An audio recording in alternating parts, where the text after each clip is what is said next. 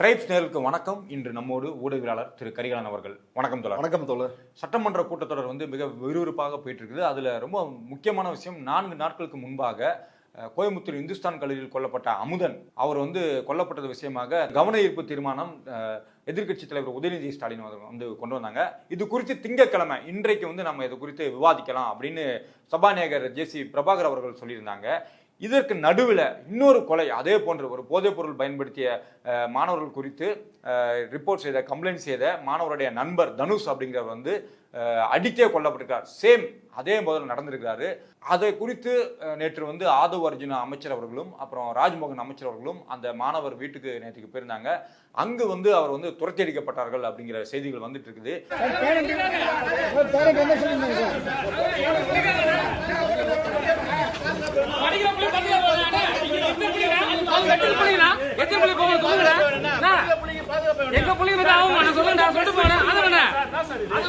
எந்த ஒரு பொண்ணுக்கு பாலியல் தொழில் நடக்க கூடாது, ஒரு தமிழ் மழை இருக்க கூடாது.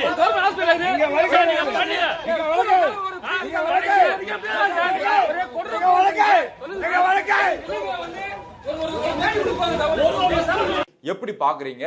என்ன நடந்தது? இப்ப இன்னைக்கு சட்டமன்றத்திற்கு விஜய் வரவில்லை. அதாவது தமிழ்நாட்டில் உள்ள குழந்தைகள் சிறுவர்கள் எல்லாரும் விஜய் மாமா விஜய் மாமா அப்படின்னு அன்போட சொல்லுவாங்க அப்படின்னு சட்டமன்றத்தில் வேளாண் துறை அமைச்சர் பட்ஜெட் வாசிக்கும் பொழுது பேசுறாரு. புகழ் பா பயங்கரமா சொம்படிச்சு பேசுறாரு. அந்த கேட்டகரியை சார்ந்த யாரெல்லாம் எங்களுக்கு வாக்களித்தார்கள், யாரால் நான் வெற்றி பெற்றேன் அப்படின்னு விஜய் சொல்றாரோ அந்த சிறுவர்கள், அந்த இளைஞர்கள், அந்த குழந்தைகள் தொடர்ச்சியாக தினசரி பாதிக்கப்பட்டு இருக்கிறாங்க. இப்ப அப்படி ஒரு பிரச்சனையில சட்டமன்றத்திற்கு முதலமைச்சர் வரணுமா இல்லையா? ஒரு 1.5 மணி நேரம் அவர் காணோம். இந்த சிறப்பு கவன ஈர்ப்பு தீர்மான விவாதத்தின் பொழுது விஜய் அங்க இல்ல. சட்டம் ஒழுங்குக்கு அவர் தானே பொறுப்பு. அவர் ஏன் வரல? அவர் தானே விளக்கம் சொல்லிருக்கணும். காவல்துறை என்ன சொல்லி இருக்குது, என்ன நடவடிக்கை நாங்க எடுத்திருக்கிறோம் அப்படின்னு அவர் தானே விளக்கம் அளிச்சிருக்கணும். ஏன்னா தேர்தலுக்கு முன்னாடி பெண்கள் பாதுகாப்பு இல்ல, போதைப் பொருள், இது எல்லாத்தையும் முழு நேரம் பிரச்சாரம் பண்ணி தானே விஜய் ஆட்சியை பிடிச்சாரு. ஆனா சட்டமன்றத்திற்கு இந்த விவாதத்தின் பொழுது விஜய் எஸ்கேப் ஆயிட்டாரு, தலைமறைவாயிட்டாரு. எங்க போயிருக்காரு அப்படின்னு விசாரிச்சா இந்தியா டுடே நிறுவனம் சார்பில் நடத்தப்படுகின்ற நிகழ்ச்சியை துவக்கி வைப்பதற்காக போயிருக்காரு. அங்கேயாவது பேசியிருப்பாரு அப்படின்னு பார்த்தா அங்கேயும் விஜய் எதுவுமே பேச கிடையாது. இப்ப விஜய் ஏன் இன்றைக்கு புறக்கணித்தார் அப்படின்றது இதற்கு பதில் சொல்லணும். அது மிக முக்கியமான விஷயம். ஏன்னா எதிர்கட்சி தலைவர் கொண்டு வந்த இந்த சிறப்பு கவன ஈர்ப்பு தீர்மானத்தின் மீது கருத்து சொல்லணும். கூடுதலாக சில நாட்களுக்கு முன்னாடி தனுஷ்ன்ற 12ஆம் வகுப்பு மாணவர் திருவொற்றியூர்ல தன்னுடைய நண்பர் மீது ஒரு கும்பல் கஞ்சா புகைத்து அவர் முகத்திலே விடுறாங்க. அதை தட்டி கேட்கிறாரு, ஸ்கூல்ல கம்ப்ளைண்ட் பண்றாரு. அவரை அடிச்சே ஒரு 30 பேர் கொண்ட கும்பல் கொண்டிருக்குது.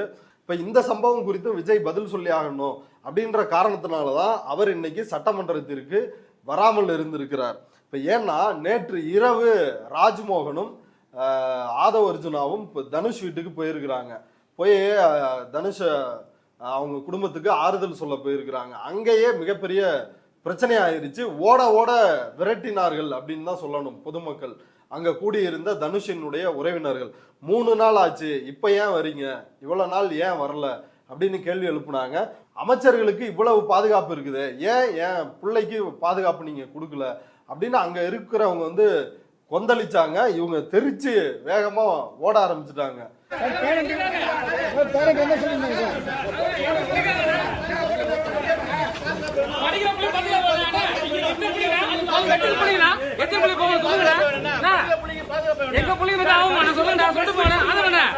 இது மட்டும் இல்லாம சிங்கப்பெண் படை, அந்த படை, இந்த படைன்னு தண்டத்துக்கு இத்தனை படை வச்சிருக்கிறீங்க, என்ன நடவடிக்கை எடுத்தாங்க அப்படின்ற கேள்வியை எழுப்பிட்டே தான் துரத்தி அடிக்கிறாங்க. அப்ப இந்த மாற்றம்னு விஜய் சொன்னது மிகப்பெரிய ஏமாற்று அப்படின்றது மக்களுக்கு தெரியுது. அப்பட்டமா ஏற்கனவே டி நகர்ல ராஜ்மோகன் துரத்தி அடிக்கப்பட்டார். இப்ப ராஜ்மோகன் திருவொற்றியூர்ல ஆதவ் அர்ஜுனாவும் இவரையும் மக்களே சேர்ந்து அந்த தனுஷனுடைய உறவினர்களே விரட்டி அடிச்சிருக்கிறாங்க. அப்ப சட்டமன்றத்திற்கு வந்தால் இந்த பிரச்சனை எழுப்பப்படும் பொழுது என்ன சொல்றது அப்படின்றது தெரியல. நேத்து ட்ரெய்லரை பார்த்துட்டாங்க, அதனால மெயின் பிக்சரை ஓட்ட வேணாம், விஜய் வராமல் பதுங்கி இருந்தாலே போதும் அப்படின்ற நிலையில தான் இன்னைக்கு பங்கருக்குள் பதுங்கிய விஜய். ஆமா, இப்ப இந்த சம்பவம் மட்டும் கிடையாது இல்லையா? இப்ப சந்துரு, நீலகண்டன் அப்படின்ற 2 இளைஞர்கள் காஞ்சிபுரம் படுநெல்லி பகுதியில கோயில் திருவிழாவின் போது போதை கும்பலால் அடித்து கொல்லப்பட்டிருக்கிறாங்க. மதுரையில 10 நாள்ல 10க்கும் மேற்பட்ட கொலைகள் நடந்திருக்குது. கோயில் நகரமா கொலை நகரமா அப்படின்னு கேள்வி எழுப்பிட்டு இருக்கிறாங்க. அந்த அளவுக்கு இந்த 100 நாளில் சட்டம் ஒழுங்கு சீர்கெட்டு நாசமா போயிருச்சு. விஜய் போதைப் பொருள் தடுப்பு பிரிவு ஆட்சியை பிடிச்சு பதவியேற்கும் பொழுது 3 திட்டங்கள்ல அவர் கையெழுத்திடுறாரு. அதுல சிங்கப்பெண் சிறப்பு அதிரடி படை துவக்க திட்டம், அதே போல போதைப் பொருள் தடுப்பு திட்டம், அதுக்கு 264 கோடி வேற ஒதுக்கீடு செஞ்சிருந்தாரு. ஆனா என்ன நடவடிக்கை எடுத்திருக்கிறாங்க அப்படின்னா ஒன்றும் கிடையாது. நீங்க இப்படி சொல்லிட்டு இருக்கீங்க. சட்டத்துறை அமைச்சர் சட்டசபையில கொலை செய்யப்பட்ட மாணவர் அமுதன் அவர்களுக்கு நாங்க எஸ்சி எஸ்டி ஆக்டின் கீழ் அவருக்கு அவர் தலித் மாணவர் என்பதால் அவருக்கு எஸ்சி எஸ்டி ஆக்டின் கீழே 6 லட்சம் ரூபாய் பணம் நாங்கள் கொடுக்குறோம். இன்னும் ஒரு 6 லட்சம் சீக்கிரத்தில் அவருக்கு கொடுக்கப்படும். அவருடைய சகோதரருக்கு அரசு வேலை, அவங்களுக்கு ஒரு வீட்டுமனை பட்டா, இதெல்லாம் அறிவிச்சிருக்கிறோம், இதெல்லாம் நாங்கள் செஞ்சிருக்கிறோம் அப்படின்னு இதெல்லாம் நடவடிக்கையாக சொல்லிட்டு இருக்கிறாரா? எப்படி பார்க்குறீங்க? இல்லை, அதாவது கவன ஈர்ப்பு தீர்மானத்தை உதயநிதி ஸ்டாலின் கொண்டு வர்றாரு. கொண்டு வரும் பொழுது அந்த பிரச்சனையை தாண்டி, அதாவது அமுதன் விவகாரத்தை தாண்டி, இப்போ தனுஷ் பிரச்சனையை பேசக்கூடாது, காஞ்சிபுரத்தில் 2 இளைஞர்கள் கொல்லப்பட்டிருக்கிறாங்க அதை பேசக்கூடாது, பாலியல் வன்கொடுமை சம்பவங்கள் தாவேகாவால் அரங்கேற்றப்படுது அதை பேசக்கூடாது அப்படின்னு தடை போட்டுக்கிட்டே இருக்கிறாரு. ஆனா ஆளுங்கட்சியினர் பேசும் பொழுது அவர் எந்த தடையும் போடுறது இல்லை. நடுநிலையாக இதை நடத்துவதை போல ரொம்ப மோசமான ஒரு நாடகத்தை ஜேசிடி பிரபாகர் நடத்திட்டு இருக்கிறாரு. இப்ப உதயநிதி ஸ்டாலின் பேசி முடிக்கிறாரு. சிடிஆர் நிர்மல்குமார் எந்திரிச்சு அநியாயத்திற்கு ஒரு RSS காரர்கள் எப்படி செயல்படுவார்களோ அதே போல சிடிஆர் நிர்மல்குமார் இன்னைக்கு செயல்பட்டு இருக்கிறாரு.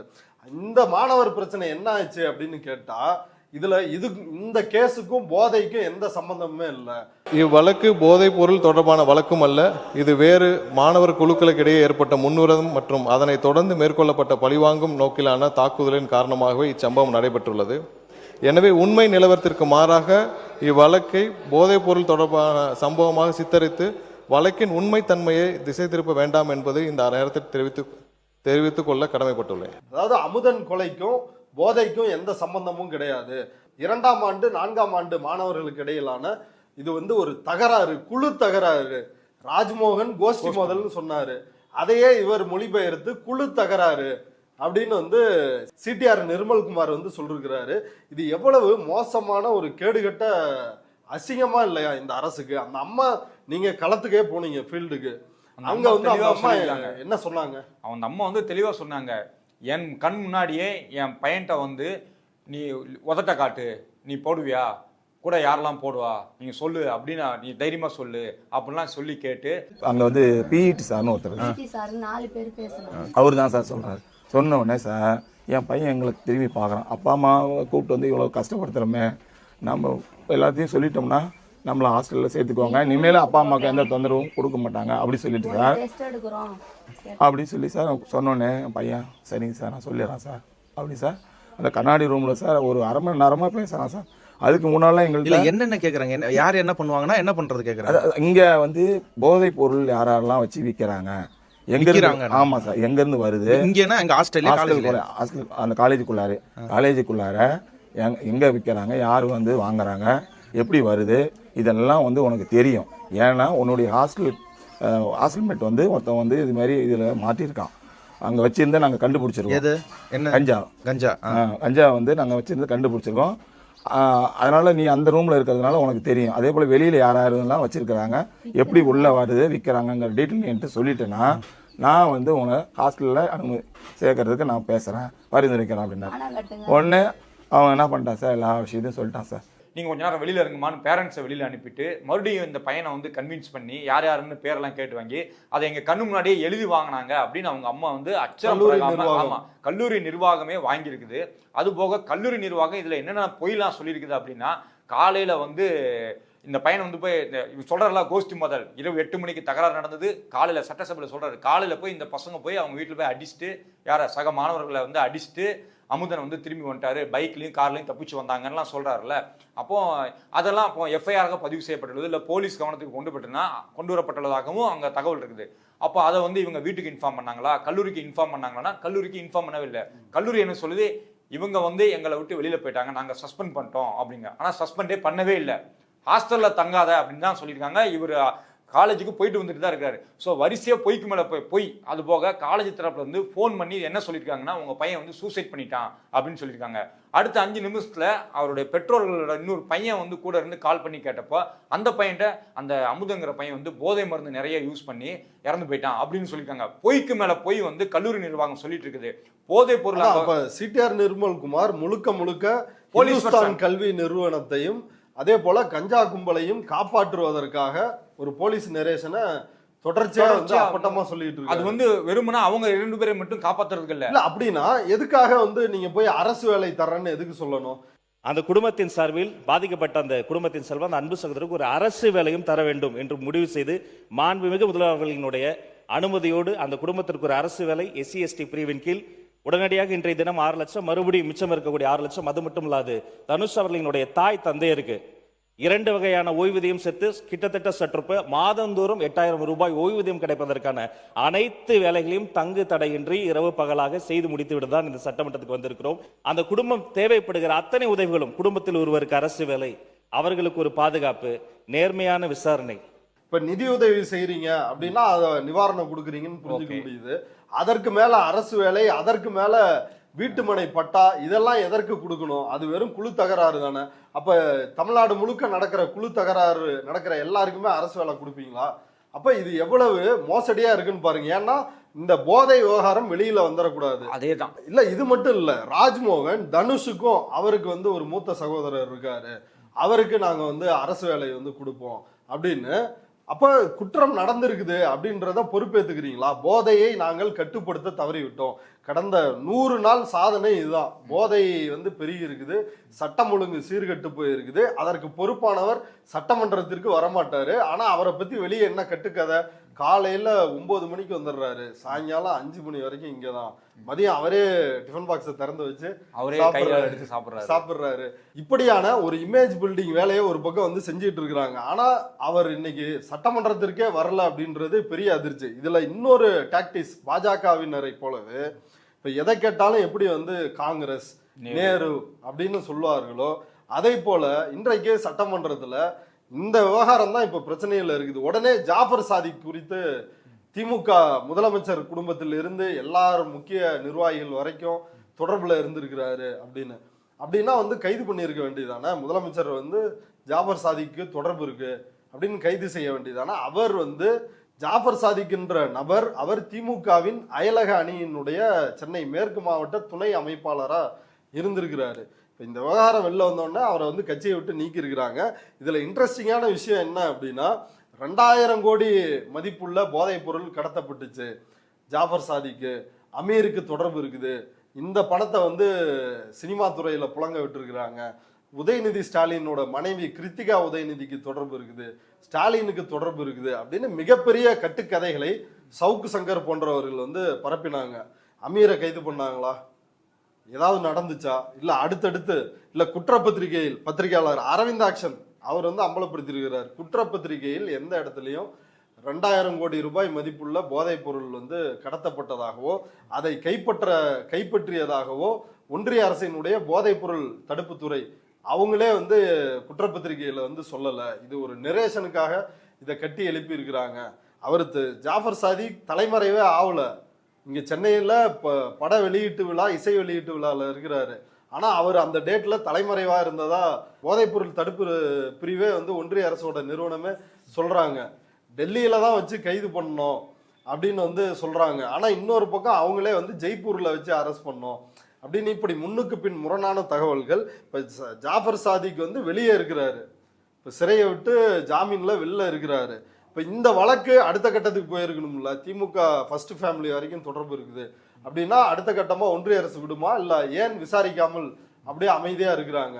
இந்த 90 நாள் 100 நாள் நீங்களே பண்ணிருக்கலாமே. ஆமா, அப்ப இது முழுக்கவே இது வந்து ஒரு நரேஷனுக்காக உருவாக்கப்பட்ட ஒரு விஷயம். இதுல அடுத்த கட்டமா எந்த முன்னேற்றமுமே அதுல இல்லைன்னா இந்நேரம் வந்து அவரை தண்டனை கொடுத்துருக்கணும்ல, ஒரு கிங் பின்ன பிடிச்சிட்டோம் அப்படின்னு. இதுல என்னன்னா அப்ப இதே மாதிரி ஊடக புரோக்கர்களால் இன்னொரு விஷயமும் பரப்பப்பட்டுச்சு. தத்தோ மாலிக் அப்படின்னு வந்து மலேசியாவை சார்ந்தவர் அப்படின்னு சொல்லிட்டு அவர் தான் வந்து ஒரு சர்வதேச போதைப்பொருள் கடத்தல் மன்னன். அவருக்கு கீழே இந்தியாவில இருந்து தலைமை தாங்கி பண்றவர் தான் ஜாஃபர் சாதிக் அப்படின்னு வந்து சொன்னாங்க. அந்த டத்தோ மாலிக் வந்து முதல்வர் விஜய் வந்து முதல்வராக பொறுப்பேற்ற பிறகு அவரை வந்து சந்திச்சுட்டு போயிருக்கிறாரு.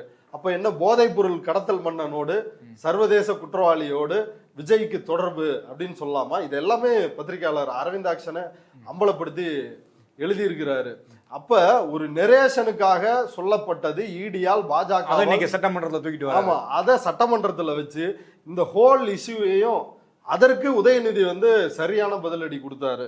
அதற்கு உதயநிதி ஸ்டாலின் சரியான பதிலடி கொடுத்தாரு. பவுடரை வச்சு நுணுக்கிட்டு மாத்திரையை வச்சு நுணுக்கினதா வெளியே சொன்னாரு. வீடியோ ஆதாரமே இருக்குது. அவர் மேல என்ன நடவடிக்கை எடுத்தீங்க? இங்க வந்து ஜாஃபர் சாதிக்கை வந்து நாங்க உடனடியாக கட்சியை விட்டு நீக்கிட்டோம், என்ன நடவடிக்கை எடுக்குமோ அதெல்லாம் எடுத்தோம். ஆனா உங்க கட்சியில உங்க அமைச்சர் வந்து பவுடர் நசுக்கிருக்காரு, அது என்னன்னு நீங்க ஏதாவது விசாரணைக்கு உட்படுத்தினீங்களா, விசாரணை ஏதாவது கேள்வி கேட்டீங்களான்னு அவர் உதயநிதி கேட்டாரு. ஆனா இதுல எவ்வளவு வாய்க்கொழுப்பு இருந்தா அமைச்சர் சரத், கில்லி சரத், அந்த பவுடர் சரத் ஆமா எந்திரிச்சு என்ன பேசுறாரு பாத்தீங்களா? நான் தான் அப்பயே விளக்கம் கொடுத்துட்டோம்ல, இப்ப ஏன் திரும்பியும் வந்து அதை பேசுறீங்க? அதாவது ஸ்டேடியம்ல இருந்து இந்த மாதிரி நடந்ததுக்கான விளக்கத்தை ஆல்ரெடி அளித்தாச்சு. அதுல அவங்களுக்கு பல்வேறு முரண்பாடுகள் இருக்கலாம், பல்வேறு கருத்துக்கள் இருக்கலாம்.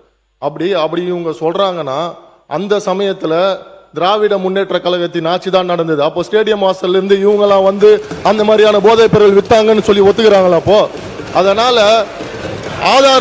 ஆதாரம் இல்லாமல் விளக்கம் கொடுத்ததுக்கு அப்புறமா தேவையில்லாத பேச. அதாவது IPL மேட்ச் நடக்கிறப்ப அங்க நான் வந்து போதைப் பொருள் யூஸ் பண்ணோம்னா அப்ப என்ன வெளியில நின்று வித்துட்டு இருந்தாங்களா உங்க ஆட்சியில? ஸ்டேடியத்துக்கு வெளியே உங்க ஆட்சியில வந்து போதைப் பொருள் வந்து இருந்ததா நீங்க ஒத்துக்கிறீங்களான்னு மிகப்பெரிய ஒரு கஷ்டமான ஒரு கேட்ட போட்ட கேள்வியை கேட்டுட்டேன்னு ரொம்ப பெருமையா சொல்லிட்டு உட்கார்ந்து. இல்ல, ஒரு கிரிமினல் குற்றத்துல ஒரு நபர் ஈடுபடுகிறார், அதற்கான ஆதாரம் வந்து பின்னாட்கள்ல அது வந்து அவரே ஸ்டேட்டஸா வச்சிருந்த வீடியோ அப்படின்னு வந்து சொல்றாங்க. அது வந்து ஆதாரம் வந்து வெளியாகுது. அப்பதானே அது குறித்து கேள்வி எழுப்ப முடியும். ஆனா அது குறித்து பேச யோகிதை இல்லாம நான் அப்ப பண்ண, உன்னோட போலீஸ் என்ன பண்ணுச்சு, உங்க ஆட்சி என்ன பண்ணிட்டு இருந்துச்சு அப்படின்னா இது வந்து ஒரு கிரிமினல், சிறையில் இருக்கின்ற கிரிமினல் வைக்கக்கூடிய வாதம். இது வந்து என்னன்னா, இப்போ நீ வந்து ஒரு சாதாரணமான ஒரு போதைப் பொருள் உபயோகப்படுத்துறவனா இருந்த அப்படிதானே? நீ வந்து உங்க ஆட்சியில என்ன பிடிக்கிறதுக்கு வக்கு இல்லை அப்படின்னு சொல்றாரு. இப்போ அந்த வக்கில்லாத ஆட்சியை மாத்திட்டு போதைப் பொருள் சாப்பிட்ற நானே வந்து அமைச்சரா உட்கார்ந்துட்டு இருக்கிறேன் அப்படிங்கிறது எவ்வளவு பெரிய ஒரு அலட்சியமான பேச்சு, ஒரு ஐக்கியத்தை அதுலதான் அதை பேசுறாரு. உடனே டைவர்ட் பண்ற மாதிரி என்னன்னா செய்திகள்ல வருது 888 கோடி ரூபாய் வந்து வேலை வாங்கி தர்றதா வந்து ஊழல் செஞ்சிருக்கிறீங்க அப்படின்னு KN நேரு வந்து சீன்றாரு. KN நேரு வந்து உங்களை பத்தி கேள்வி கேட்டா அதுக்கு பதில் சொல்லுங்க, அது ஈடி போட்ட வழக்கை பத்திலாம் நீங்க இங்க வந்து நீதிமன்றத்துல இருக்கு பேசாதீங்க, நீங்க வந்து இந்த பவுடரை வச்சு அப்படின்னு கையை வச்சு காட்டினாரு. இப்ப ஆதவ அர்ஜுனாவும் என்ன பண்ணாரு? இதேதான் பண்ணாரு இன்னைக்கு சட்டமன்றம். ஆதவ அர்ஜுனா வந்து நான் எங்க ஊர்ல கிரிக்கெட் விளையாடும் போது, அதாவது தோக்க போற கண்டிஷன்ல இருக்குன்னு வச்சுங்களேன், அந்த டீம்ல எவனா ஒருத்தர் இருப்பான், ஆட்டத்தை வளர்த்துறது அப்படிமோ எங்க ஊர் பாஷையில, உங்களுக்கு எப்படின்னு தெரியல, ஏதாவது ஒரு சண்டை இழுக்கணும், நோ பால்னு வேணும்னே அம்பையரை விட்டு சொல்ல வைக்கிறது, இல்ல ஒரு ரன் எடுத்தா இது ரன் அவுட் தான் அப்படின்னு சொல்றது, அவுட்டே இல்லாததுக்கு அவுட்டுன்னு கேட்டு அந்த ஆட்டத்தை கலைக்கிற உத்தியை பண்ணுவாங்க. அதை தான் ஆதவ அர்ஜுனா செஞ்சதா பார்க்க முடியுது. ஆமா, ஆதவ அர்ஜுனா சொல்றாரு 2020க்கு பிறகுதான் வந்து தமிழ்நாட்டில் போதைப் பொருளே வந்துச்சு. அப்படியே அதிமுக, ஏன்னா எல்லாரையும் பர்ச்சேஸ் பண்ணி இங்க கூட்டு வரணும்ல, அதனால அதிமுகவுக்கு ஒட்டுமொத்தமாக கிளீன் ஷீட் கொடுத்துட்டு இதை வந்து பேசுறாரு. அவரும் உடனடியா அதுக்கு வந்து பதிலடி கொடுக்கிற விதமா அதான் நாங்க வந்து கைது பண்ணிட்டோம்ல, உடனடியா நடவடிக்கை எடுத்துட்டோம்ல, ஆனா இன்னும் சரத் வந்து பொறுப்புல வந்து நீடிக்கிறாரு, நீங்க அவர் மீது என்ன நடவடிக்கை எடுத்தீங்க, விசாரணை கூட பண்ணல. ஆமா அப்படின்னு சொல்லி உதயநிதி ஸ்டாலின் வந்து கேள்வி எழுப்புறாரு. இன்னொன்னு சொன்னாரு உதயநிதி, என்ன அப்படின்னா, இதன் மூலம் நீங்க வந்து எங்க ஆட்சியில எது நடந்தாலும் உடனே நாங்க நடவடிக்கை எடுத்தோம் அப்படிங்கறத நீங்க வந்து நீங்களே சொல்லி காட்டுறீங்க, நன்றின்னு சொல்லிட்டாரு. அவ்வளவுதான். அந்த மாதிரி அழகா அவர் வந்து சொல்லிட்டாரு. ஆனா இன்னும் வந்து இப்ப அன்னை விஜி சரவணன் ஸ்ரீவைகுண்ட MLA, விஜய் ரசிகை, தாவேக்கால விஜய்க்காக தேர்தல் பிரச்சாரத்தில் ஈடுபட்ட விஜய் கட்சியை சார்ந்த பெண்மணி, அவங்களுக்கு மயக்க மருந்து கொடுத்து பாலியல் கொடுமை செஞ்சாங்க. அவங்களுக்கு நீதி கிடைச்சிருக்குதா? சரவணன் மீது ஏதாவது நடவடிக்கை எடுக்கப்பட்டிருக்குதா? இல்ல. விஜய் மோகன் ஆபாச வீடியோ எடுத்து அவனோட அந்த பெண்ணினுடைய குழந்தை எல்லாத்தையும் வந்து பாலியல் ரீதியா வந்து பேசியிருக்கிறான். அப்படியே அந்த விஜய் மோகன் மீது புகார் கொடுத்திருக்காங்க, நடவடிக்கை இருக்கா? ஏன் அமைச்சர், உயர்கல்வித்துறை அமைச்சர் வந்து மாணவிகள்கிட்ட எவ்வளவு மோசமா கேவலமா கீழ்த்தரமா நடந்துகிட்டாரு, அவர் மீது ஏதாவது வந்து நடவடிக்கை எடுக்கப்பட்டிருக்கா? ஜட்டியோட வச்சு அடிச்சு கொன்றுவேன் அப்படின்னு வந்து அமைச்சர் ஜெகதீஸ்வரி வந்து சொல்றாங்க. அடுத்து ஆறுமுகநேரி, அங்க மீண்டும் வந்து இதே கட்சியில பாலியல் வன்கொடுமை நடந்திருக்கு. பாதிக்கப்பட்ட பெண் அவங்களும் தாவேக்கா, அவங்களும் வந்து புகார் கொடுத்திருக்கிறாங்க. என்ன நடவடிக்கை கேட்டாங்களாம். ஆமா, ஆனா யார் புகார் கொடுக்குறாங்களோ அவங்கள கட்சியை விட்டு நீக்கிடுவாங்க. அதான் தாவேக்காவோட ஸ்டைலு. இப்படி தொடர் பாலியல் குற்றங்கள்ல வந்து ஈடுபட்டு இருக்கிறாங்க. இப்ப இதன் மீது எல்லாம் ஏதாவது நடவடிக்கை எடுத்திருக்காங்களா அப்படின்னா கிடையாது. உடனே எல்லாத்தையும் டைவர்ட் பண்ற விதமா தான். ஏற்கனவே அந்த பனையூர் எம்எல்ஏக்கள் கூட்டத்துல ஆதவர்ஜுனா தெளிவா ஒரு விஷயத்த வந்து சொன்னாரு. என்ன சொன்னாருன்னா, புசியானந்தண்ண நீங்க வந்து ஒரு தீர்மானம் கொண்டு வாங்க. எதிர்கட்சி தலைவர் உதயநிதி ஸ்டாலின் பேசினாருன்னா சிஎம் வந்து பதில் சொல்ல தேவையில்ல, நாங்க பாத்துக்கிறோம் அப்படின்னு ரமேஷ், நானு, எல்லாரும், ராஜ்மோகன் நாங்க பாத்துக்கிறோம் அப்படின்னு வந்து சொன்னாரு. அப்ப விஜய் வந்து ஒரு டம்மி அப்படின்றத ஏற்கனவே ஆதவர்ஜுனா சொன்னாரு. அதே போல இன்றைக்கு விஜய் வரல, ஆனா நீங்க வராதீங்கண்ணே நாங்க பாத்துக்கிறோம் அப்படின்னு அதே அந்த டம்மி வேலையை விஜய்க்கு ஒண்ணுமே தெரியல. உண்மையிலேயே இவர் தான் வந்து முதல் போட்டதனால் முதலமைச்சரா அப்படின்ற ஒரு கேள்வி கூட நமக்கு வந்து வருது. இன்னைக்கு பெரம்பூர் சட்டமன்றம், விஜயனுடைய சட்டமன்ற அலுவலகத்தை மக்கள் வந்து முற்றுகையிட்டு இருக்கிறாங்க மக்கள் பிரச்சனைக்காக. வேதாந்தா முருகப்பா தெரு அப்படின்னு கொடுங்கையூர் பக்கத்துல ஒரு தெரு, அங்க நீண்ட காலமாக போன ஆட்சியிலையும் சரி செய்யப்படாத பிரச்சனை, தண்ணி பிரச்சனை, சாக்கடை பிரச்சனை, இந்த மாதிரி பல பிரச்சனைகள், மின் விளக்குகள் இல்லை.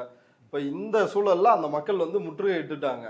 பெரம்பூர் எம்எல்ஏ ஆஃபீஸை, விஜய் ஆஃபீஸை வந்து முற்றுகையிட்டு அதை சரி பண்ணியே ஆகணும், மாற்றம்னு சொல்லி தானே நீங்கள் வந்தீங்க, உங்களுக்கு ஓட்டு போட்டோம், நீங்கள் என்ன இன்னும் சரி பண்ணவே இல்லை, இன்னும் போய் புகார் கொடுக்க போனா முதல்வர் தொகுதி, ஆமாம் இப்போதான் வந்து உனக்கு பிரச்சனை தெரியுமா அப்படின்னு வந்து என்னை வந்து திட்டுறாங்க அப்படின்னு இப்படியெல்லாம் வந்து அங்கே ஒரு 60-70 பெண்கள் வந்து முதல்வர் அலுவலகத்தை முற்றுகையிட்டு போராட்டம் நடத்துகிறாங்க.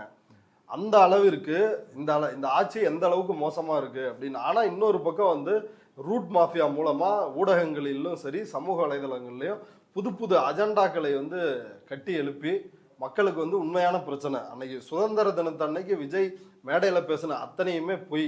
சட்டம் ஒழுங்கு நல்லா இருக்கு, போதைப் பொருள்லாம் வந்து தடுத்தாச்சு, பெண்கள் பாதுகாப்பு சிறப்பா இருக்கு அப்படின்னு. ஆனா அன்னைக்கு ஏதோ எல்லாரும் ஃபோக்கஸ் பண்ணாங்க.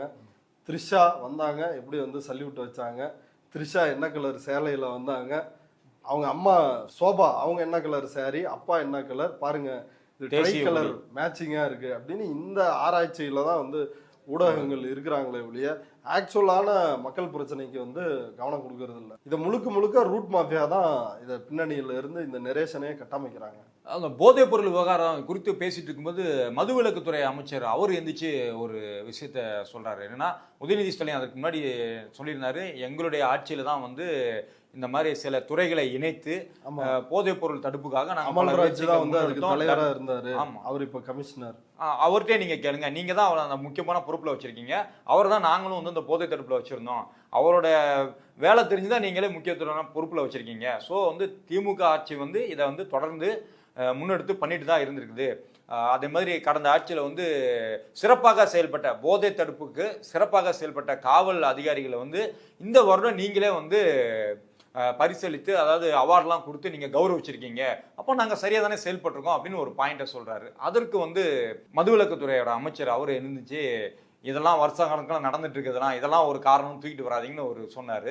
அதை எப்படி பார்க்குறீங்க? ஆமாம், அதுக்கு வந்து பதிலடி கொடுத்துட்டாருல்ல. அது எங்கள் ஆட்சியில் தான் அந்த பிரிவே நாங்கள் தொடங்கணும். போதைப் பொருள் தடுக்கிறதால சிறப்பாக செயல்படுற அதிகாரிகளுக்கு காலங்காலமாக ஜெயலலிதா காலத்தில் இருந்தே வந்து விருதுகள் வழங்கப்பட்டு வருது அப்படின்னு அமைச்சர் விக்னேஷ் வந்து சொல்லவும் உடனடியாக உதயநிதி ஸ்டாலின் எந்திரிச்சு, ஏங்க இந்த போதைப் பொருள் தடுப்பில் சிறப்பாக செயல்படுற அதிகாரிகளுக்கு 2023 இருந்து தான் விருது கொடுக்கவே ஆரம்பிச்சிருக்கிறோம், எங்கள் ஆட்சியில் இருந்து தான் விருது கொடுக்க ஆரம்பித்தோம், அதுக்கு முன்னாடி எப்படி இருக்க முடியும் அப்படின்னு சொல்லி பல்பு கொடுத்தாங்க. அது தெரியாமலே இவர் ஜெயலலிதா காலத்துல இருந்தே வருது அப்படின்னு. இப்ப இவர் மட்டும் கிடையாது, மீதி ஆதவர்ஜுனா அவர் பேசுற எல்லாத்துலயுமே எல்லா உரைகள்லயுமே சபாநாயகர் தலையிட்டு நீக்காத நாள் ஏதாவது இருக்கா?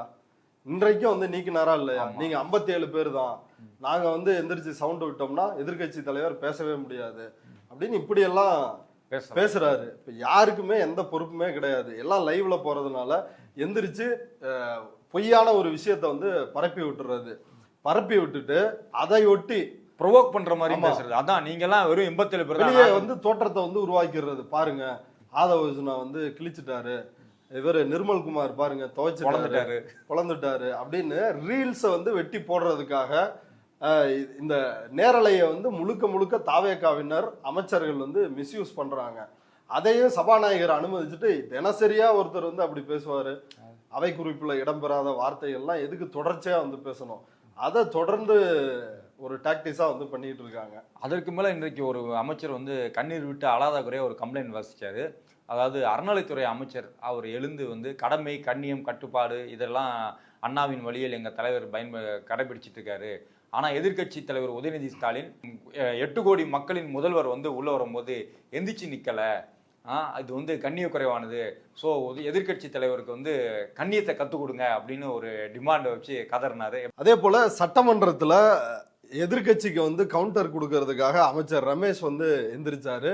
அவர் வந்து 8 கோடி மக்களால் தேர்வு செய்யப்பட்ட 8 கோடி மக்களின் பிரதிநிதியாக இருக்கக்கூடிய முதலமைச்சர் விஜய் சட்டமன்றத்திற்குள் வரும் பொழுது எதிர்க்கட்சி தலைவர் இப்படி உட்கார்ந்துருக்கலாமா அப்படின்னு வந்து கொடுத்த காசுக்கு மேல வந்து கூவினாரு. உடனடியாக சபாநாயகர் இதை ஓ பன்னீர்செல்வம் வந்து சபாநாயகரிடம் முதலமைச்சர் எதிர்க்கட்சி தலைவர் வரும் பொழுது எந்திரிச்சு நிக்கணுமா அப்படின்றத வந்து கேட்டாரு. அப்படி ஒரு விதி இல்லை, அப்படி ஒரு மரபும் இல்லை அப்படின்றத சபாநாயகர் தெளிவுபடுத்தி இருக்கிறாரு. அதாவது விஜய் வந்து ஒரு மன்னர் போலவும் அவர் சட்டமன்றத்திற்குள் வந்தா எல்லாரும் எந்திரிச்சு அவருக்கு வந்து கும்பிடு போடணும் அப்படின்னு ரமேஷ் ஒரு அடிமைத்தனத்தை வந்து வளர்க்கணும்னு நினைக்கிறாரு. இது ஒரு ஜனநாயக மன்றம், இங்க அப்படி ஒரு விதி இல்லை அப்படின்றத சபாநாயகர் தெளிவுபடுத்தி இருக்காரு. 8 கோடி மக்களின் பிரதிநிதியாக இருக்கக்கூடிய மாண்புமிகு முதலமைச்சர் அவர்கள் அவைக்குள்ளே வரும் பொழுது அமர்ந்திருக்கக்கூடிய எதிர்க்கட்சி தலைவருக்கு அந்த கண்ணியத்தை சொல்லிக் கொடுத்து 8 கோடி மக்களின் முதலமைச்சருக்கு அந்த மரியாதையை தர வேண்டும் என்ற கண்ணியத்தை சொல்லித்தர வேண்டும் என்பதை பேரவைத் தலைவர் வாயிலாக தெரிவித்துக் கொள்கிறேன். முதலமைச்சர் வருகிற போது எதிர்க்கட்சியர் வருகிற போது எழுந்து நின்று மரியாதை தெரிவிக்க வேண்டும் என்பது கட்டாயம் அல்ல. ரமேஷ் வந்து இப்படி பேசுறதே வந்து திரும்ப திரும்ப திசை திருப்புறது தான். எப்படி மற்ற அமைச்சர்கள் எல்லாம் ஜாஃபர் சாதிக் ஒவ்வொரு விஷயத்தை பத்தி பேசி இன்னைக்கு பிரச்சனையை விட்டு திசை திருப்பினாங்களோ அதே போல ரமேஷும் திசை திருப்புவதற்காக பேசுறாரு. எதிர்க்கட்சி தலைவர் உதயநிதி ஸ்டாலினுக்கு கண்ணியத்தை குறித்து நீங்க வகுப்பெடுக்கணும் அப்படின்லாம் சொல்லிட்டு உட்கார்ந்தாரு. கேஎன்ஆர் வந்து இல்ல முன்னாள் முதல்வர் ஸ்டாலின் வரும்பொழுது எதிர்க்கட்சி தலைவர் வந்து உட்கார்ந்துட்டு தான் இருந்திருக்காரு, அதெல்லாம் ஒரு பெரிய விஷயமே இல்லை அப்படின்னு சொல்லிட்டாரு. ஆனா இவங்க என்ன நினைச்சுக்கிறாங்க அப்படின்னா முதல்வர் வந்து விஜய் என்னமோ வானத்துல இருந்து குதித்து வந்த இயேசு மாதிரியோ இல்ல ஒரு பெரிய ஒரு சக்தி மாதிரியும் அதுக்கு நாங்க என்ன மதிப்பு கொடுக்கணுமோ அதே மாதிரி நீயும் மதிப்பு கொடுக்கணும், நீயும் எந்திரிச்சு நிற்கணும் அப்படின்னு கேள்வி கேட்கறது இது வந்து சட்டமன்ற கூட்டத்தில் தேவையில்லாதது. நமக்கு மக்கள் பிரச்சனை பேச போறீங்களா இல்ல முதல்வர் விஜய் வந்து அவர் 1.5 மணி நேரம் கழிச்சு லேட் வராரு அவருக்கு நீ எந்திரிச்சு நிற்கணும்னு கேட்கறதுக்காக போறீங்களா? ஏதாவது தவறுதலாக பேசியிருக்காரா? இப்போ நேற்றுக்கு உதயநிதி ஸ்டாலின் பேசும்பொழுது என்ன சொன்னார் அப்படின்னா அவரோட ஸ்பீச்சில் துப்புக்கட்ட அரசுங்க என்னை வந்து கைது பண்ணல, ஆக்கங்கட்ட அரசுங்க என்னை கைது பண்ணல, விஜய் ஒரு டம்மி முதல்வர் அப்படின்னா அதுக்கு என்னை கைது செய்யல, காவேரியில் தண்ணி வரலன்னு சொன்னா அதுக்கு கைது போடுறாங்க. அப்போ இவங்களுக்கு வந்து தன்னோட இமேஜ் இருக்குல்ல அதை எங்க பில்டு பண்ணணும், எங்க வந்து வந்து நம்ம தலைவர் வந்து ஒரு கடவுள் மாதிரி இருக்காரு, அந்த கடவுளுங்கிற பிம்பம் வந்து உடஞ்சிடக்கூடாது அப்படிங்கிறதான் இவங்க கவனமா இருக்காங்க. சரிதானே? அது நீங்க டபுள் மீனிங்கா எடுத்துக்கோங்க, சிங்கிள் மீனிங்கா எடுத்துக்கோங்க. அங்க வந்து விஜய் வந்து ஃபெயில் ஆயிருக்காரு காவேரி நீர் இங்க கொண்டு வரும்போது, அந்த விஷயம் வெளியில வந்துடக்கூடாது. போதை மருந்து விவகாரம் நம்ம தமிழ்நாட்டில் நடந்துட்டு இருக்குது. அதுக்கு பின்புலமாக இவர் நடித்த படங்கள் முதற்கொண்டு இருக்குது. இவர் பெண்கள்கிட்ட எப்படி ஆபாசமா நடந்துகிட்டாரு அதை ஒரு ஹீரோயிசமா பிட்டத்துல கை வச்சும் வாயுவுக்கு விரல விட்டு விசிலடிக்க வச்சும் இப்படி வந்து அவர் செய்த சினிமாக்கள்ல அவர் செய்தது எல்லாத்தையுமே இப்போ வந்து கிரவுண்ட்ல நடந்துட்டு இருக்கும்போது இவங்களால அதை கேட்கவும் முடியல, தடுக்கவும் முடியல, அதுக்குண்டான வழிமுறைகளும் தெரியல.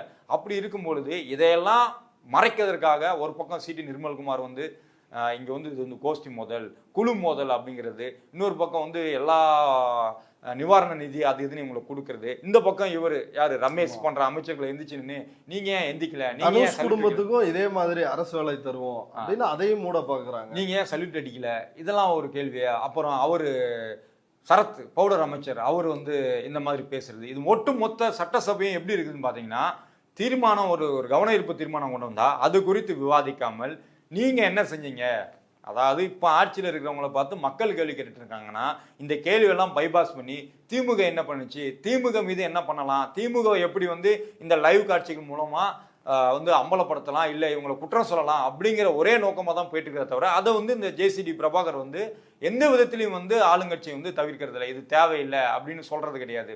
அவங்கள நல்லா பேச விட்டுட்டு ஏதாவது ஒரு வாரத்தில் இதை நீக்கிக்கிறோம் அப்படின்ற வேண்டியது. இந்த பக்கம் பேச ஆரம்பிச்சாலும் பேசாதீங்க, உட்காருங்க சுருக்கமாக சொல்லுங்க அப்படின்னு இந்த பக்கம் டைம் பவுண்டு போகிறது. ஒட்டு மொத்தமாக இந்த சட்டமன்ற கூட்டத்தொடரை நம்ம பார்க்கும் பொழுது இது வந்து ஆளுங்கட்சியை ப்ரொமோட் பண்ணுறதுக்காக, ரீல்ஸ் கட் பண்ணுறதுக்காக அமைச்சர்கள் பேசிக்கிட்டு இருக்கிறாங்க.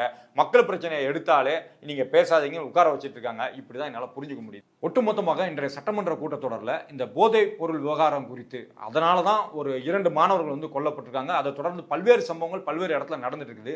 இது குறித்த விவாதத்துல தாவைக்க அமைச்சர்கள், ஒரு அமைச்சர் இல்ல பல அமைச்சர்கள் எழுந்து பேசுனதுல இருந்து நீங்க புரிஞ்சுக்கிட்டது என்ன, இவர்கள் வந்து போதைப் பொருள் இந்த விவகாரத்தை தடுக்கிறதுக்கு ஏதாவது முயற்சி செய்யற மாதிரி இருக்குதா உங்களுக்கு? அதாவது அடித்தே கொல்லப்பட்டு இருக்கிறார்கள். கோவையில அமுதன், இங்க சென்னையில திருவொற்றியூர்ல தனுஷ்.